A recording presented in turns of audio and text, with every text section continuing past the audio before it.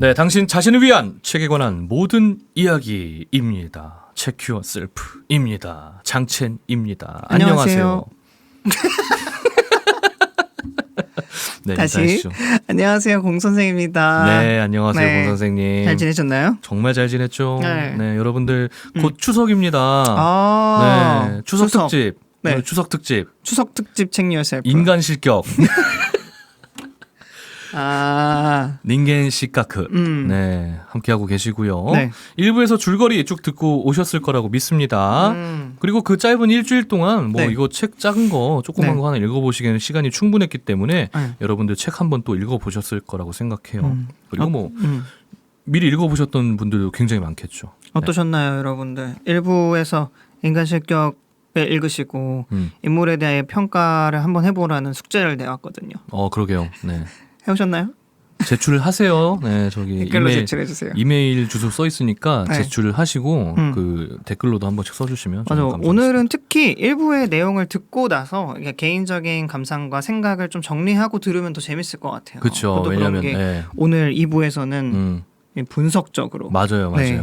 일부의 내용을 다시 한번 파헤쳐 보면서 네, 삶을 또 한 번씩 또 다시 돌아보게 될 건데 네. 일부에서는 그냥 이랬습니다. 이랬대요. 너무 슬프지 않나요? 네. 이러고 넘어왔다면은 얘는 왜 이랬을까요? 아하. 하는 이야기가 오늘 좀 준비되어 있기 때문에 네. 함께 해주시면 정말 감사하겠습니다. 이런 내용을 왜 준비했냐면은 네네. 그 이제 일본의 같은 시대를 살았던 작가 중에 한 명인데 네. 미시마 유키오라는 사람이 있어요. 네. 이 사람이 이제 다자이 오사무를 어떻게 평가했냐면은 네. 맨손 체조만 좀 했어도 네. 다자이 오사무의 우울증은 치유됐을 것이다. 이런 얘기를 합니다. 이게 한편으로 보면은 그 오사무를 잃은 것에 대한 좀 안타까움도 담겨 있겠지만 그렇죠. 한편으로 보면은 또 뭔가 공 선생님이 약간 우울이나 이런 것 쪽 이런 생각을 많이 하시다 보니까 전문가죠. 전문가. 네, 그러니까 네. 공 선생님 입장에서는 이거 진짜 생각 없는 말 같지 않나요, 되게? 야, 너 맨손 체조 좀 하지 그랬냐? 약간 이런 거. 제가 이런 거에도 또 전문가지 않습니까? 그렇죠. 오늘 전문가 한 분 모시고 좀 네, 함께 근데 이게 텍스트로만 보면 안 돼요. 하겠습니다. 이게 어떤 맥락과 어허. 어떤 어감과 어떤 말투로 했는지에 따라서 확연히 달라집니다. 그럼 네. 자, 한번 제가 해볼 테니까 네. 어떤 네. 뉘앙스인지 한번 봐주세요. 네. 맨손 체조만 했어도 오사무는 괜찮지 않았을까요? 이러면은 너무 도움이 되는 말이죠. 사실상. 너무 도움이 된다기보다 정말 진심으로 이렇게 걱정해 주는. 네, 진심이 느껴지니까. 두 번째입니다. 음. 야, 너 맨손 체조 그거 한 번만 나가서 했어봐라, 이 새끼 그거. 아이, 비응신 같은 거. 왜 이렇게 근데 진짜 이렇게 말씀하시는 분들이 좀 많은 것 같아요. 많죠. 네, 이게 네. 확실히 내가 느끼지 않은 감정을 좀 가볍게 여기는 사람들이 세상에 많다고 느껴요. 저는. 맞아요, 네, 맞아요. 뭐 다 그렇진 않겠지만 네. 그러다 보니까 이런 식으로 말씀하시는 분이었다면 이 미시마 유키오라는 작가분께서 네. 그랬으면 바로 오사무 바로 뛰어 들어와갖고 맨손으로 한 대 때리고 도망갈 거예요. 맨손 격투. 네, 네, 맨손 격투를 했겠죠. 네. 내 맨손으로 한번 맞아봐라. 내 우울증 치유되나 보다 이러면서. 네, 이거는 진짜 근데 그 맥락에 따라 다를 것 같아요. 저는 네. 약간 후자처럼 느껴져가지고. 네. 그래서 물론 안타까움도 분명히 존재는 했겠지만, 네. 그래서 좀 더 따뜻하게 이야기해주는 사람이 더 있었거나, 뭐 그랬다면 어땠을까. 그리고 하필 또 이 비슷한 시기를 살았던 네. 굉장히 지금 이제 심리학계에서는 뭐 거의 교과서라고 여겨지는 네. 알프레드 아들러라는 사람이 있습니다. 잘 알죠. 네, 이 네. 양반이 만약에 오사무를 만났다면 네. 어땠을까? 어떤 얘기를 해줬을까? 하는 생각이 들면서 한번 좀 공부를 해보고 싶더라고요. 오. 1937년에 돌아가신 이제 알프레드 아들러라는 양반. 이분이 이제 프로이드와 네. 아들러 그리고 융 요 세 분이 이제 정신 분석이나 심리학 쪽에서 이제 굉장히 기초적인 맞아요. 많은 것들을 수립하신 분들이잖아요. 그 중에서도 저는 이제 아들러의 개인 심리학적 관점의 인간관을 가져와서 네. 오늘 이제 오사무와 요조에 관해서 한번 이야기를 해보도록 하겠습니다. 아들러라는 심리학자가 굉장히 유명해진 게 우리나라에서 미움받을 용기라는 책 때문이었잖아요. 진짜요? 네, 미움받을 용기가 1, 2가 있는데요. 그거 알아요. 네, 그 미움받을 용기가 이제 두 사람의 대화를 이제 책으로 낸 건데 네. 이제 아들러의 심리학을 기반으로 한 어떤 노인, 뭐 할아버지랑 그리고 한 사람과 대화를 엮어서 낸 거예요. 뭐 대화도 사실은 아니겠죠. 네네네. 대화체로. 그래서 이제 아들러 심리학을 많이 담아져 있는 게 미움받을 용기다라고 해서 엄청 베스트셀러였고 인기가 많았었는데 네. 최근에 드러난 거는 그 아들러 심리학에 대해서 많이 잘못 사용하고 작가가 네, 작가가 맞아요. 많이 맞아. 잘못 알고 있었다라고 하는 평가들이 많더라고요. 그래서 제가 알고 있던 그 아들러 심리학은 그 미움받을 용기의 그 내용이었는데 아마 잘못 알고 있었던 것 같아요. 그래서 오늘 어떤 얘기를 들을 수 있을지가 좀 궁금해지긴 하네요. 아, 그렇네요. 네. 이 미움받을 용기가 아니고 욕 처먹을 용기였다라고 이제 최근에 뭐 까는 그런 걸 본 것 같은데. 그래요? 그렇게 까는 사람 있어요? 네. 아, 그거였군요. 네, 역시. 그 책 되게 재밌게 읽었었거든요. 아, 그래요? 네, 근데 그게 많이 뭐라고 해야 되지? 조작됐다 해야 되나? 뭐 왜곡도 많이 있었고. 작가가 자기의 생각을 표현하기 위해서 아들러라는 사람의 이름을 가져다 쓴 거죠, 사실상. 그러다 보니까 많이 비판을 받더라고요. 오늘 우리도 좀 비판을 받지 않을까 걱정이 됩니다. 네, 그래도 하지만 네, 많이 아들러에 대한 얘기잖아요, 사실. 그쵸. 그 장채님의 얘기라기보단. 네. 네.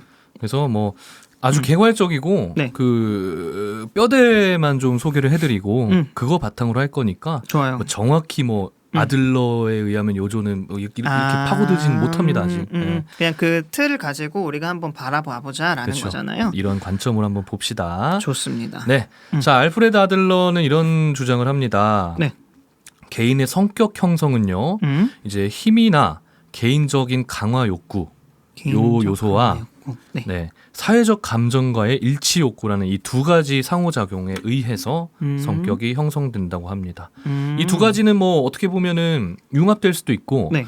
어떤 상황에서는 굉장히 상충할 수도 있어요. 그죠? 내가 바라는 것과 사회적인 통념이 굉장히 다른 세상이 분명히 존재하기 때문에 근데 이런 것들이 계속 네. 거부하기도 하고 뭐 받아들여지기도 하는 그 과정에서 충돌로 인해서 한 개인의 독특한 성격이라는 게 발현된다고 이야기를 합니다.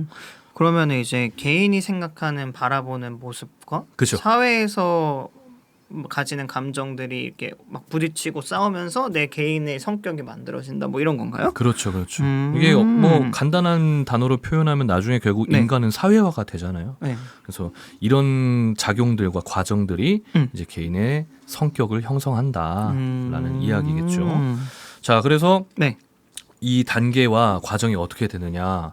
먼저 네. 이 사람이 제창했던 인간관은 네. 목적론적 인간관이었어요. 목적론적. 네, 이건 무엇이냐? 네. 전체적인 사회에 소속되고자 하는 기본적인 욕구를 가지고 있다.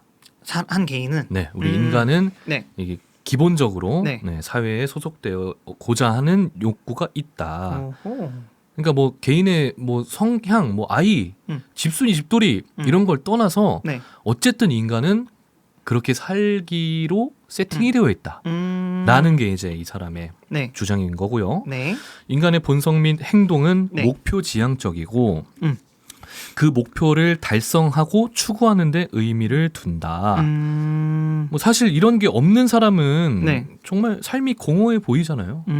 이게 뭐 다 모든 인간은 이렇다, 이래야만 한다라는 건 아니겠지만 네. 실제로 우리가 그 반대의 인간을 관찰했을 때는 정말 공허해 보이고 눈에 생기가 없고 이런 사람들을 많이 봤기 때문에 네. 뭐 이것도 어느 정도는 일리가 있고 좀 해당이 되는 이야기가 아닐까. 네, 목표 지향적 목표 달성 추구라는 게 네. 그냥 성과가 아니더라도 네네. 뭐 그냥 개인의 명예 뭐 이런 것들도 다 포함하는 건가요? 그렇죠. 그런 것도 목표가 될 수 있는 네. 거고. 모든 것이 뭐 한 개인에게는 어떠한 하나의 목표가 될 수 있기 때문에 단순히 뭐 오늘 이따가 밥 먹어야지 뭐 이런 걸 떠나서 내 삶의 종반에는 결국 이런 삶을 살고 싶다. 뭐 이런 게 하나의 목표가 될 수도 있고 결국 뭐 이 시험에서 무슨 점수를 받아서 뭐 다른 사람에게 인정받고 싶다. 이런 것들은 누구에게나 있다라는 거죠. 어떻게 보면 당연한 얘기죠. 그렇죠. 근데 이걸 사실 받아들이는 게 되게 중요한 것 같아요. 그쵸. 그게 당연하다라는 걸.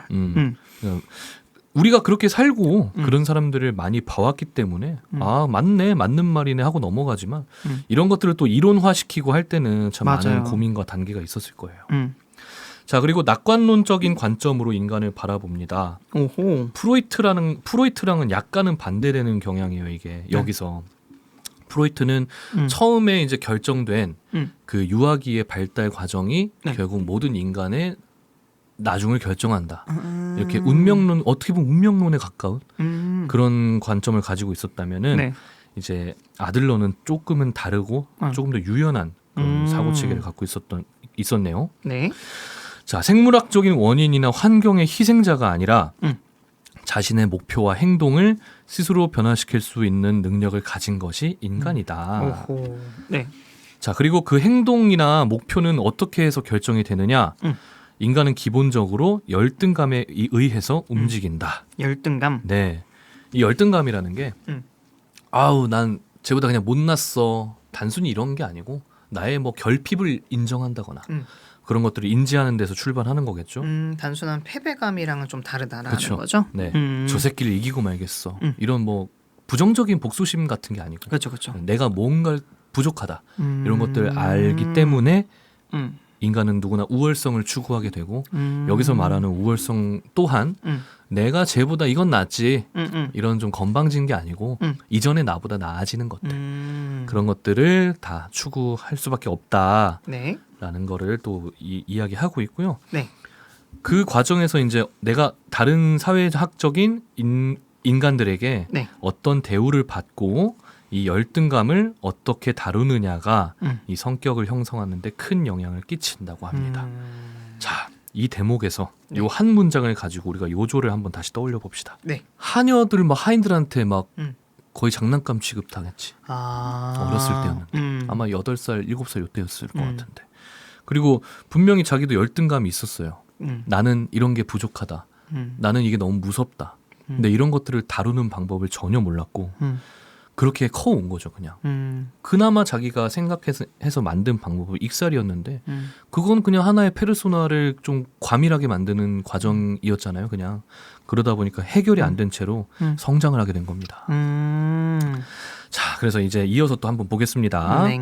자, 사람은요, 자신이 공동체의 일원임을 자각하고 네. 사회적 관심을 발전시킴으로써 자기가 갖고 있는 열등감과 불안감을 감소시키고 행복감 그리고 소속감을 증진시키려 한다. 그래서 여기까지가 아들러가 바라봤던 인간이 네. 기본적으로 갖고 있는 그런 욕구와 욕망 그런 것들입니다. 더 자세히 이해할 수 있었던 것 같아요. 어떠십니까? 뭐 그런가 보다 하고 보고 있습니다. 아, 그죠. 네. 단순히 사람은 그렇게 살아야지 이렇게 하는 것보다 네. 이렇게 성문화되어 있는 이런 이론적인 걸 한번 보니까 좀 더 확 크게 다가오는 것 같아가지고 그래서 준비했던 거였고요. 네.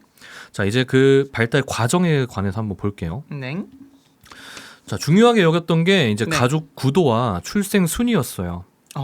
네. 그러니까 아들러가 누군가 한 인간을 분석함에 있어서 네. 이 사람의 과거를 이제 기본적으로 들여봐야 하는데 이 사람이 여기까지 이제 발달해온 과정 중에 네. 가족 중에서 몇 번째인가 그리고 가족 관계가 어떤가 이런 것들을 조금 더 중요하게 봤다고 합니다. 네. 뭐 어디 가나 뭐 상담 받고 이러면 이런 거 많이 물어보잖아요. 뭐. 몇째냐고? 이거 뭐 어머니 아버지랑 관계가 어떠세요? 막 이런 그런 거. 관계도. 네. 가족의 이제 모든 구성원들의 구도도 중요하다고 생각했는데 그래요. 이게 왜 중요하냐? 네. 물론 당연히 알죠. 가족 중요하지. 가족 우리 중요해요. 어렸을 때 성격 형성해야지. 맞아요. 근데 이제 왜 그게 정말 중요한 거냐? 그게 왜요? 라고 묻는다면은 네. 인간이 태어나서 처음으로 마주하는 사회 구성원들인 거예요. 이게 가족이란 게. 자, 인간은 공동체의 일원임을 자각하고 네. 사회적 관심을 발전시키려 한다고 했습니다. 네. 근데 이 인간이라는 게 태어나서 가장 먼저 이제 대면하는 사회적 공동체가 가족이기 거구나. 때문에 중요한 것이다. 라고 이제 이론적으로 이해를 할 수 있겠죠. 네. 그 가족의 이제 구도라는 거는 이런 것들을 내포하고 있습니다. 네. 가족의 구성이라든지 구성원들의 역할 그리고 초기에 아동기에 맺었던 형제자매 부모와의 관계들 네. 이런 것들이 이제 가족 구도라고 할 수 있겠고요. 이런 것들이 중요한 영향을 끼친다고 해요. 뭐 여러분들도 들어보시면서 네. 나는 우리 집안의 몇째인데 우리 엄마는 이랬는데 하는 것들 한번 떠올려 보시면은 또 요조뿐만 아니라 네. 본인들을 이해하는 데도 도움이 되지 않을까 생각이 네. 드네요. 자, 출생 순위도 나름 중요하다고 이게 얘기를 했는데 네. 지금 실정하고는 좀 맞지 않는 것 같아요. 제가 그럴 보기에. 수도 있을 것 같아요. 네. 근데 이 당시에 요조와 오사무가 살았기 때문에 제가 가져와 봤습니다. 네. 자, 첫째는요. 네. 많은 관심을 받습니다. 그리고 책임감이 강하고 사회 규범에 수능적이에요. 왜냐하면 야, 넌 첫째니까 이래야 돼. 동생들 잘 보살펴야지. 마지가 뭐 모범이 돼야지. 그쵸. 라는 말 이야기 듣고 자라니까. 그리고 높은 성취욕이 있습니다만 네. 협동이 좀 어렵습니다. 왜냐? 엄마 아빠가 이제 야, 너 동생들하고 네가 저 해가지고 좀 잘 좀 해봐 하면은 첫째는 협동이 아닌 이끌라고 하는. 그쵸. 아. 분배를 하게 되잖아. 아, 그쵸. 야, 너 이거 하고 야, 너 막내 너 그거 갖고 와. 이거 하자. 그래서 말이 잘 안 통하나 보다. 그래요? 아, 저기 공 선생님이 혹시 몇째이시? 저는 막내예요. 아, 그래요? 네. 저는 외동이거든요. 네. 그래서 뭐 그리고 요조도 막내였고 네. 오사무도 거의 막내나 다름 없었습니다. 10명의 형제 중에 막내였었어요? 동생이 하나 있었는데 일찍 죽었대요. 아, 거의 막내였던 거죠. 그러네요. 자, 뭐 이런 첫째가 특징을 가지고 있다고 하고요. 네. 뭐 실정이 안 맞다는 게 이게 내용이 틀리다는 게 아니고 지금은 핵가족화가 되어 있다 보니까 맞아요. 구성원 이렇게까지 뭐 세분화되어 있지 않아서 좀 많이 융합이 돼 있는 건데 뭐 여러분들께서는 또 형제들 자매 많고 이러시면은 난 어땠지 하면서 아, 우리 누나 어땠지 하면서 들어보시면 재밌겠네요. 첫째는 그렇고. 네, 둘째는 이제 늘 경쟁 속에서 압박받는 상태래요. 첫째와의. 그쵸. 맨날 이제 먹을 거 있으면은 네. 이렇게 막 서로 막 나눠 먹어야 되고 맞아요. 그리고 그런 것 때문에 굉장히 인정받으려고 애쓴다고 합니다. 뭐 형만 하나 아우 없다 이런 얘기 있지 않습니까? 그래서 형보다 나은 아우가 되고 싶은 마음이 자연적으로 생길 수도 있겠죠. 그러다 보니까 네. 이제 뭔가 한 가족 안에서도 이 방향이 있잖아요. 뭐 아버지가 직업이 뭐고니까 우린 이거 해야 돼 이런 방향이라든지 집안의 뭔가 기조 같은 거 그런 것들과는 좀 다른 능력의 영역으로 개발을 하게 된다고 합니다. 이게 뭐 쉽게 말하면 반항심인 거고 좋게 말하면은 이제 좀 다양하게 그렇죠. 더 다른 사고를 할 수 있게 되는 게 둘째라고 하네요. 자, 그리고 중간에 낀 애들 네. 요즘에는 이제 이 둘째와 중간을 좀 통합해서 생각한다고 하는데 옛날에 형제가 많았다 보니까 그렇죠. 네, 뭐 셋째, 넷째 뭐 이런 사람들이 되겠죠. 하긴 예전에 뭐 많아야 한 3명 정도가 진짜 많은 그렇죠. 그렇죠. 자녀 수였으니까 진짜. 둘째나 중간이나 비슷한 경우가 많았었죠. 그래서 이 중간에 낀 애들은요. 네. 첫째와 둘째는 이미 자리가 확보돼 있어요. 그래서 그것 때문에 또 압박감을 느끼는 거야. 아. 내가 내 자리를 확보하지 못하고 네. 어떻게 보면은 뭐 모든 집이 그렇지는 않습니다만 네. 그냥 보편적으로 생각해 보면 첫째, 둘째 형 뭐 누나 방은 있는데 애기 방은 없어. 네. 약간 그런 집이 좀 많지 않습니까? 구조적으로 맞아요. 뭐 그냥 주택의 구조도 그렇고 방 3개, 4개 있는 집이 흔치가 맞아, 않으니까 그러다 보니까 이제 그런 것들 때문에 압박을 느끼는 경우도 있고요. 여기서 자연스럽게 삶은 불공평하다. 네. 나는 형편없다. 라는 이런 생각을 할 수도 있다. 존재감이 저하되는 생각을 하게 되는 경우가 꽤 있다고 합니다. 네. 그리고 뭐 집안에서도 사실 네. 4명이 있다고 하면은 네. 뭐 5명이 있다고 하면은 첫째, 둘째, 막내 좀 손이 더 많이 가고 중간 애들은 항상 니들 알아서 해라. 뭐 이렇게 좀 크지 않을까. 뭐 이런 생각도 하게 되네요. 자, 다음은 막내입니다. 가장 중요하죠. 네. 공 선생님과 네. 요조와 오사무 막내죠. 음. 자, 가장 많은 관심을 받습니다. 그리고 책임감이 필요가 없게 돼요. 그렇지 않습니다. 가족 어렸을 아들러는 때. 틀렸다. 어렸을 때 말하는 거잖아요. 네. 어렸을 때는 완전 아기 때. 그렇죠. 그럴 네. 수 있죠. 전 기억 안 나지만 지금은 그러지 않아요. 아, 그렇죠. 네. 지금 자, 책임감의 부재로 응석바지로 자라버리거나 그러지 않은데. 오히려 무기력한 존재가 될 수가 있다고 합니다. 잘못 생각하시는 것 같아요. 아델러 씨. 왜냐하면 이 책임감의 부재라는 이 네. 단락에 키워드를 좀 집중해 주시면 무슨 좋겠어요. 느낌인지 알 것 같아요. 네. 뭐 다 형들이 하는 거고 맞아요. 알아서 다 하니까 막내는 오냐면 이러니까 음. 그러다 보니까 이제 본인만의 길을 걷게 되는 경우가 많대요. 근데 이게 둘째랑은 조금 다른 게 네. 오히려 더 조장받고 보장받고 더 음. 내가 뭔가 다른 걸 함에 있어서도 오히려 더 지원을 받게 되는 그런 포지션에 있는 아이다 보니까 네. 네, 오히려 더 자유로운 느낌으로 본인만의 길을 걷게 되는 경우가 많다고 합니다. 어떠신가요? 뭐 다 틀린 얘기입니까? 뭐 어느 정도는 음. 뭐 그런 게 있지 않을까. 왜냐하면 뭐 관심을 많이 받았었던 것 같고, 네. 네. 그런데 뭐 이거는 막내여서도 있지만, 전 또 저희 집안의 아들이었거든요. 그러다 보니까 관심 많이 받았던 것도 있고, 책임감의 부재도 있지 않았을까요? 아까 말씀해주셨던 것처럼 첫째, 둘째가 이미 다 행했던 걸 따르기만 하면 되니까. 그렇죠. 네, 그래서 무슨 느낌인지는 알 것 같아요. 네, 알겠습니다. 일단은 네. 다음 걸로 넘어갈게요. 외동이죠. 네. 제가 외동입니다. 네. 관심의 초점이 되는 걸 즐깁니다. 그런 것 같아요. 무대의 중앙을 차지하려고 합니다. 실제로 그러잖아요. 자. 그리고 오, 아들러 씨 신뢰감 상승하는데요? 천재 아닌가요? 네. 자, 네. 어른들과의 상호작용을 굉장히 일찍 시작할 수밖에 없기 때문에 그러신 것 같아요. 네, 형제자매가 아니고 엄마 아빠 먼저 마주를 하게 되잖아요. 그렇기 때문에 어른들과 네. 뭐 손 윗사람들과 굉장히 편하게 지낼 수 있고요. 그러시지 않나요? 그렇죠. 굉장히 의존적일 수 있습니다. 그런 것 같아요. 그냥 자기가 쓰고 그냥 아들러가 얘기했다고 하는 거 아니죠? 아니죠. 어허, 아닙니다. 이상한데. 진짜 저 그대로 가져온 거예요. 그래요? 네. 그대로 신기하다. 가져온 겁니다. 네. 참 읽으면서도 네. 존나 짜증나더라고요. 외동 전문가였나 보네요. 아, 그럼 아들러 외동이었냐? 네, 막내에 대해서는 잘 모르셨나 봐요. 외동만 뒷답한 거죠. 아들러가 외동이었나 봐. 그럴 수도 있어요. 네. 자, 그래서 어쨌든 출생 순위에 의해서 후천적으로 이렇게 발현될 수도 있다. 성격 형성이. 네. 근데 여기서 보면요. 네. 자, 막내를 이제 좀 주의 깊게 봅시다. 네. 자, 가장 많은 관심을 받는다. 응석바지로 자라거나 네. 본인만의 길을 걷게 된다. 오, 이게 책과 연관지어서 생각해 보면 네. 주인공과 참 많이 닮아 있는 것 같기도 하네요. 그렇죠. 근데 저는 좀 어떻게 봤냐면은 네. 이게 성격 형성에 중요한 영향을 준다고 했잖아요. 네. 근데 저한테 요조는 네.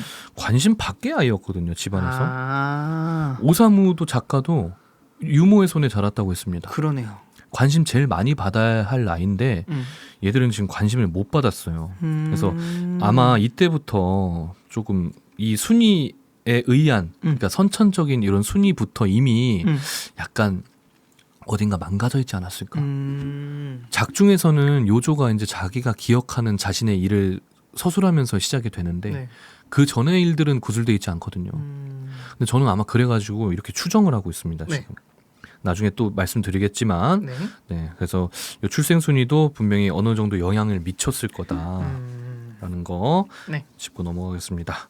자, 다음은요. 네. 이제 사적 논리라는 개념이 나옵니다. 그게 뭐죠? 사적 논리? 쉽게 말하면은 이제 우리 자신 그리고 세상에 관한 주관적 신념인 거예요. 내가 갖고 있는. 네, 내가 개인적으로 갖고 있는 나만의 논리. 음. 이게 어떻게 보면 누군 완전 개꼰된 거고 네.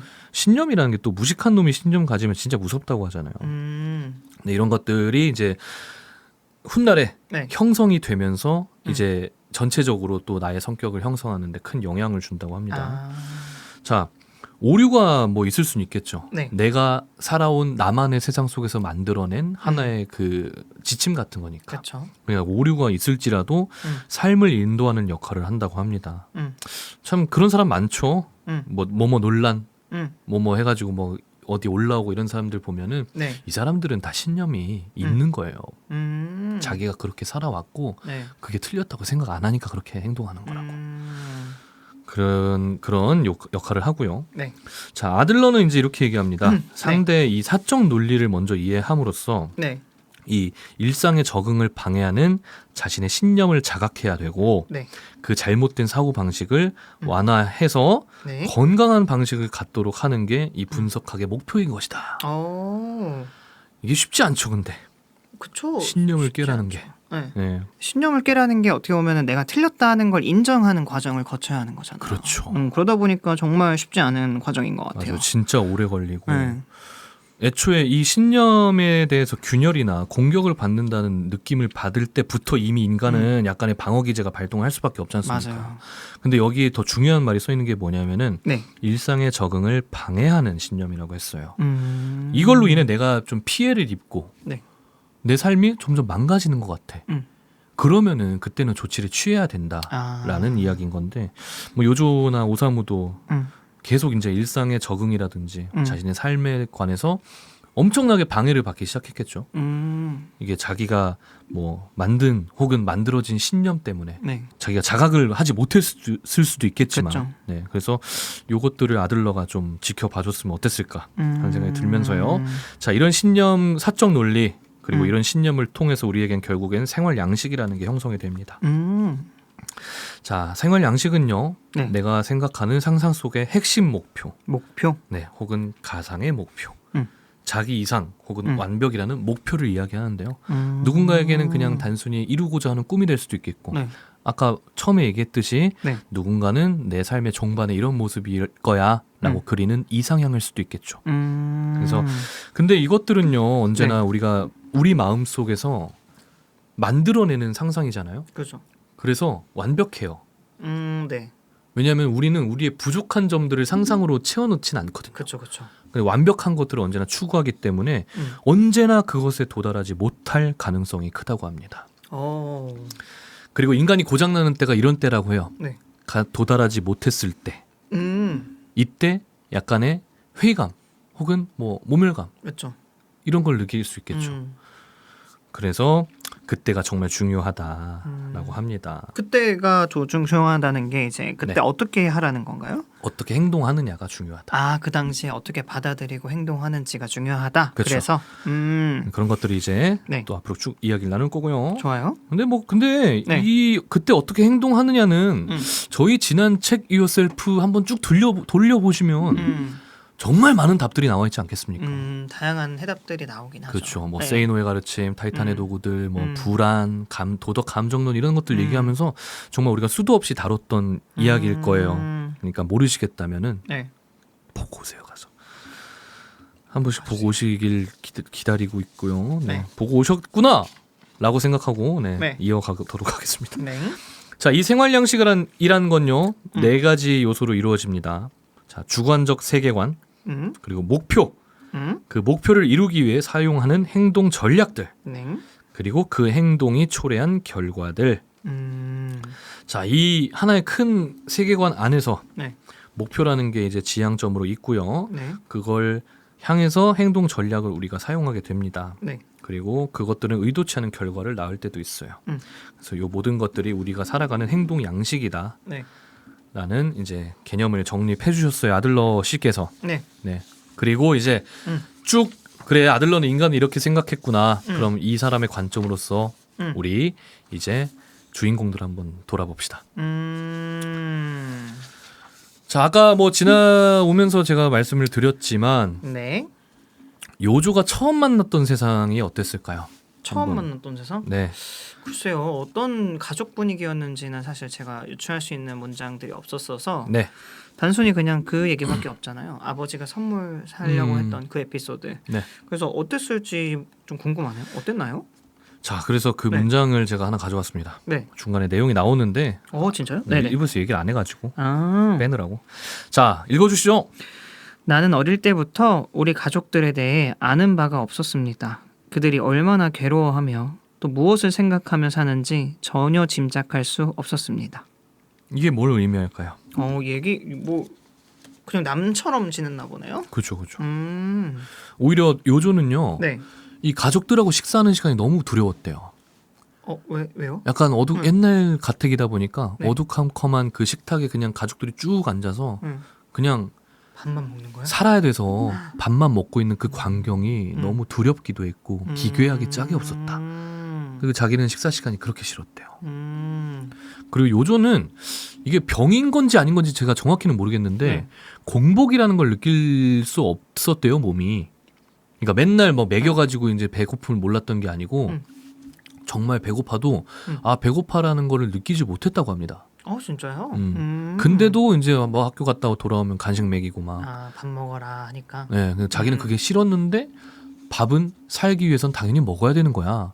라는 말을 듣는 것도 자기는 이해할 수가 없었고 왜 먹어야 되는 거지? 이런 생각으로 이제 어린 시절을 보냈던 거죠. 그러니까 이제 이 가족들은 네. 소통이 뭐 있었겠습니까? 전혀 없었겠죠. 네. 더군다나 형제도 진짜 많았어. 네. 막내야. 막내니까 뭐 더 소중했지 않았을까 하는 생각을 할 수 있겠지만 소중했다면 요조가 자기의 어린 시절에 이렇게 구슬하지 않았었겠죠. 그렇죠.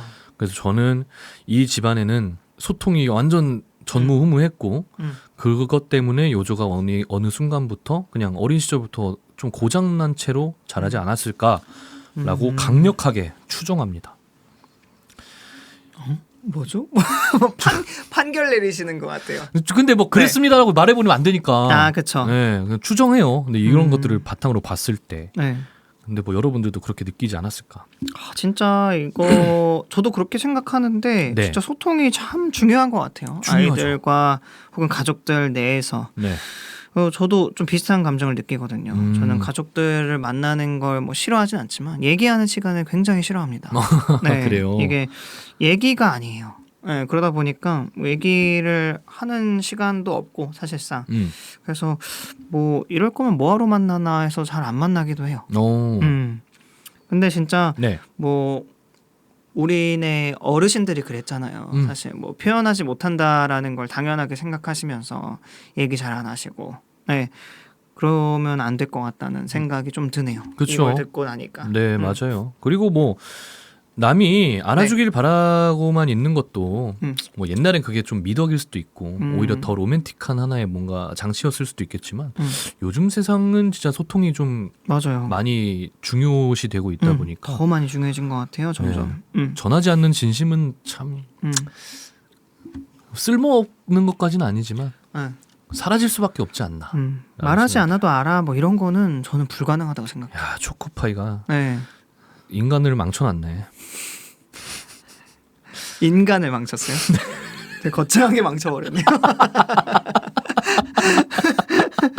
초코파이 불매운동 하면 안 되고요. 초코파이 네. 맛있으니까 광고 한번 주시면 초코파이 먹으면서 저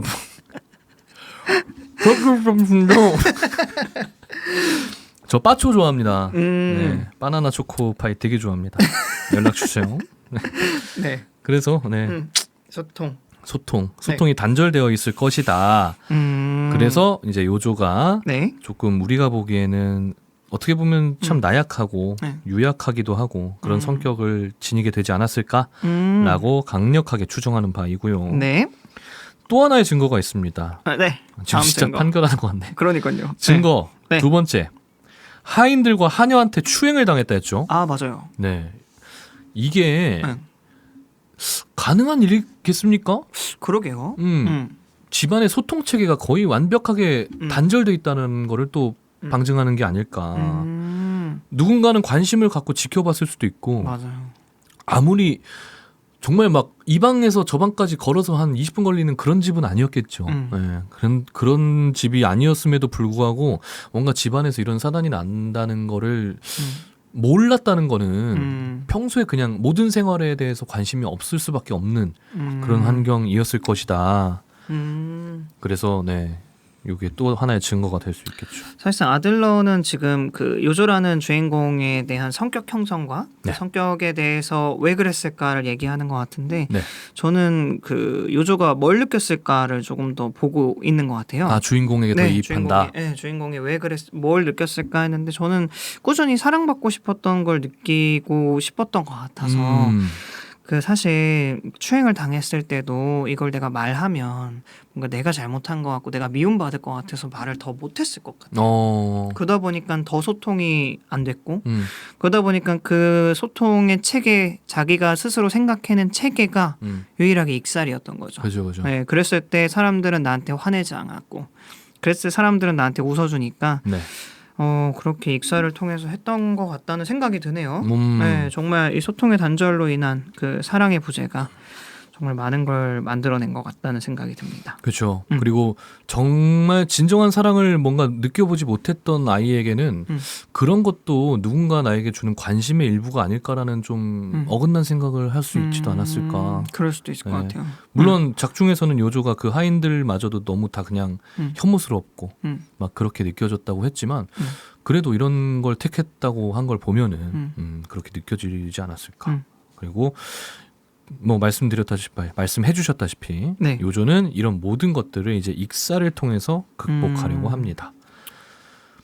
자, 뭐 단순히 세상에 대한 회의로 인해서 뭐 회피감으로 인해서 그냥 내가 모르겠다, 내 정체를 숨기고 살아야겠다 이런 생각이었다라기보다는 네. 말씀하셨다시피 내가 이렇게 하니까 가족들이 날 봐주고 웃어주네, 학교 애들이 재밌어하네, 이것도 요조에게는 뭔가 관심처럼 느껴졌을 수도 있죠. 그렇죠. 그래서 뭔가 사회 속에 좀 녹아들고 싶었던 요조의 속마음을 드러낸 수단이라고 저도 강력하게 추정했는데 봉 뭔가 선생님도 웃기다. 이 패턴이 너무 강력하게 추정합니다. 네, 약간 아주 강력하게 추정했습니다. 웅변대 학생 같아요. 이 연사 강력하게 추정합니다. 단정지으면 안 되니까요. 그렇죠. 네. 우리는 뭐 단정할 수 없잖아요. 그렇죠. 사실. 또 뭐 개인의 생애이기도 하지만 하나의 소설을 또 굉장히 다각화해서 보는 그런 자세도 필요하기 때문에 그렇죠. 요즘 이렇게 해서 이렇게 한 거예요. 아시겠어요? 이래버리면 네. 안 됩니다. 네. 추정하십시오, 여러분들. 네. 자, 이어서 이제 그 다음 처음 만나게 되는 친구가 있었죠. 타케이치. 타케이치. 네. 이 친구에 의해서 네. 자기가 가진 목표와 이상향에 대한 열망을 깨닫게 됩니다. 아, 그림 잘 그린다고 칭찬해줬던 친구죠? 그렇죠. 네. 이 친구에게 예언 같은 걸 해줬잖아요. 넌 여자들이 아주 홀딱 반하게 생겼어. 그리고 너는 훌륭한 화가가 될 거야. 이런 얘기를 들었는데 이제 앞에 거는 뭐 열망이라고 하긴 좀 그렇고 뒤에 거에 대해서 조금 약간 필이 왔겠죠. 얘도. 왜냐하면 그 당시에도 그림을 그리고 싶었고 막 나중에 미술 학교에 가고 싶었고 막 그랬었으니까. 근데 이제 내가 그냥 단순히 그림에 흥미가 있어, 난 이걸 하고 싶어 라는 것보다 이제 누군가에 의해서 그래, 나 진짜 훌륭한 화가가 되자 라는 이런 목표가 한번 뚜렷해지는 계기가 생기게 됩니다. 와, 그렇다면 만약에 이때 아버지가 그 요조를 믿고 미술학교에 보냈었더라면 그렇죠. 이 요조라는 인물의 삶은 많이 바뀌었겠죠? 그랬을 것 같아요. 근데 이제 이 전에 있었던 상처 이런 것들은 조금 뭐 발현이 될 수는 있었겠죠. 그렇죠. 네. 그래도 그걸 덮을 수 있을 만큼의 맞아요. 뭔가 사건이 또 일어났었을 수도 있었다 생각하니까 네. 좀 슬프네요. 아쉽죠. 말씀하셨다시피 아버지에 의해서 그것들이 깨지게 됩니다. 사람이 뭔가 목표가 생기고 거기에 향해서 이제 신경을 쏟고 네. 집중을 하다 보면은 에너지가 그리로 가게 돼 있죠. 그죠? 근데 그 목표가 갑자기 와야 됐어. 네. 공중분해됐어. 이 에너지는 어디로 가야 될까요? 아, 다른 무언가를 향해 가야 되는군요. 그게 뭐죠? 이름이 호로쉐키라 했나요? 뭐라 했죠? 호레이키? 호시키? 호리키. 뭐라 했죠? 그쵸? 호리키. 그 사람이 나타나게 돼서 그쪽으로 이제 향하게 된 건가요? 맞아요. 라고 아들러가 생각합니다. 그래서 추정하는 건가요? 추정합니다. 그렇게 추정합니다. 아, 네네. 네, 에너지가 이제 넘치는데 갈 곳을 잃게 되고 이제 계속 여기서 맴도는 상태가 됐을 때 네. 그때 얘한테 나타난 게 호리키였던 거죠. 아, 왜냐면은 뭐 수업 땡 까고 미술 학교 가고 뭐 저기 화실 가가지고 연습하고 이거는 에너지 방출이 아니에요. 그죠. 그냥 이걸 가둬놓고 갈무리하기 위해서 안간힘을 쓰고 있었던 게 아닐까. 근데 여기가 호리키가 나타나서 빵꾸를 하나 낸 거야. 그게 이제 음주로 가고 그쵸. 매춘으로 가고 이런 제가 거죠. 예전에 도박 얘기할 때도 그런 얘기 많이 하지 않았습니까? 네. 도박은 하나의 결과일 뿐이다. 나에게 일어났던 결핍과 그 부족이 지금 내 옆에 보이는 도박으로 에너지를 향하게 만들 것뿐이다. 근데 이것도 저는 되게 똑같다고 봤거든요. 그러네요. 단순히 순수하고 착했던 그 요조를 단순히 호리키가 타락시켰다 이렇게 보기보다는 그 에너지의 흐름이 이렇게 가게 만들었던 게 호리키이지 않았을까라고 네. 생각하게 됩니다. 그렇게 호리키와 이제 관계를 맺게 되고요.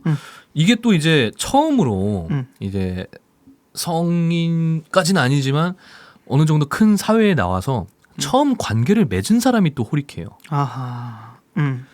아까 이제 성격 형성 얘기할 때는 네. 좀 어린 시절을 우리가 다뤘잖아요. 네. 근데 제가 느낀 거는 요조는 이때까지도 어린 시절에 좀 머물러 있지 않았었을까? 그렇죠. 근데 사실상 어린 아이였잖아요. 그죠, 뭐 학생이었으니까. 중고등학생이긴 했지만 그래도 이 아들러 이론이나 이런 게 되게 유아기, 뭐 영유아기 요때 얘기하는 거거든요. 저는 이게 얘는 이때까지도 왜냐면 여전했거든. 여전히 익살 부리려고 했고 뭐 가족들한테 나중에 돈 떨어졌을 때도 가족들한테 그냥 익살 담긴 편지를 보내서 되게 그냥 분위기 유하게 만들어서 돈 받아내고 그냥 그걸로 점철 했어요. 일관되게. 그래서 얘는 계속 그냥 아마 어렸을 때 그 상태였던 것 같아. 그런 와중에 사회적인 좀 큰 사회적인 관계를 처음 맺은 게 호리키였기 때문에 네. 호리키가 진짜 얘한테 큰 영향을 준 거죠. 그리고 이제 호리키는 이미 굉장히 퇴폐적인 놈이라고 제가 아까 설명을 드렸었잖아요. 네. 이 얘한테 이제 음주나 매춘 이런 것들을 이제 배우게 되죠. 네. 그래서 단순 타락이 아니고 이게 이제 아까 말했던 이 요조가 갖게 될 사적 논리의 그 신념이 돼버리는 겁니다. 신념이. 그렇죠. 구술됐잖아요. 이런 것들을 하게 되면서 자기가 처음으로 안도감을 느꼈고 어느 정도 해방감을 느끼게 되었다라고 일부에서 얘기했습니다. 보고 오세요 지금. 네. 그래서 이 요조의 사적 논리를 형성하는데 네. 이 음주, 매춘, 이 좌익 사상 이런 것들이 진짜 큰 하나의 구성 요소가 되지 않았을까. 인사이드 아웃 2 보셨잖아요. 아, 네, 봤어요. 그죠? 네. 거기 신념 나무 생기잖아요. 아, 네네네. 거기 사건들이 계속 빠지게 구슬 같은 되면은 거? 걔네들이 이제 올라와서 하나의 신념 요걸 형성하잖아요. 그 진짜 잘 만든 거야 그거. 이렇게 이런 이론적으로 이렇게 배우고 나서 그걸 보면은 정말 단순히 우리 안에 있는 것들을 시각화, 뭐 판타지 재밌게 표현하려고 했던 것뿐 아니라 정말 그게 모여서 신념이 된다라는 거를 진짜 이렇게 이론적으로도 굉장히 잘 접근했던 영화가 아닐까. 갑자기 지금 생각이 나네요. 네. 인사이드 아웃 2 보셨나요? 얼마 전에 이제 OTT에 뜨던데 14,900원이나 하더라고요. 너무 비싸다. 근데 둘이서 영화관 가는 것보단 또 싸잖아. 근데 그렇게 비싸요? 네, 처음엔 다 OTT에서 그런 식으로 하는 게? 나와요. 아, 그래요? 그 VOD 서비스. 오, 비싸구나. 저는 OTT에서 영화 볼 때 뭐 5,000원, 3,000원 이랬던 기억이었는데 그건 좀 나온 지 좀 된 영화라서. 그렇죠. 대부분 그렇죠. 시간이 지나면은. 근데 지금 이제 엄청 비싸가지고 친구 집에 놀러 갔는데 애기가 뭐 보고 싶다 그랬는데 걔네 아빠가 아직 비싸서 나중에 보여줄게 이러더라고. 너무 웃기더라고. 그렇죠. 한번 보십시오. 비싸다. 15,000원. 네. 자, 그리고 이 이후에 이제 여자 관계마저도 어땠습니까? 우리 저기 요조의 여자 관계. 너무 짧은 시간에 듣다 보니까 자주 뭔가 바뀐 느낌도 들고 그리고 뭔가 기대하는 것도 있었던 것 같고. 네, 그랬던 것 같아요. 맞아요. 그 여자들 나왔던 그 뭐 누구 만나고 죽고 뭐 한 게 소설 안에 시간적으로는 한 7년 정도일 거야. 아, 그래요? 그 안에 이제 뭐 3명, 2명하고 뭐 살았다가 1명하고 결혼했다가 막 이런 난리를 겪은 거니까. 그래서 이 이후의 여자 관계들도 우리 공 선생님 말씀하셨다시피 뭔가 인간에 대한 애정이 있어서 여자를 만나고 안고 그런 것보단 그리고 뭐 관계 안정성에서 오는 행복감 이런 거 있잖아요. 네.